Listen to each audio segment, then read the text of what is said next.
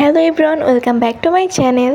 আজকে তোমাদের মাঝে একটা ছুটির দিনের গল্প শেয়ার করব। দিনটা ছিল শনিবার, যেহেতু স্কুল এবং কলেজ দুটোই অফ ছিল, সুতরাং সব স্টুডেন্ট কিন্তু বাসায় ছিল। আমিও কিন্তু তাদের মধ্যেই একজন।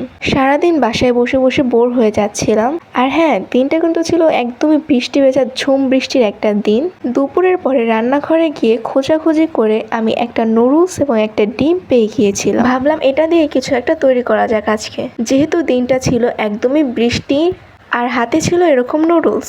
চট করে মাথায় চলে আসলো, এরকম একটা বৃষ্টি ভেজা দিনে যদি আমি ঝোল ঝোল ঝাল ঝাল এরকম একটা নুডলস তৈরি করি, তাহলে কিন্তু ব্যাপারটা বেশ জমে যাবে।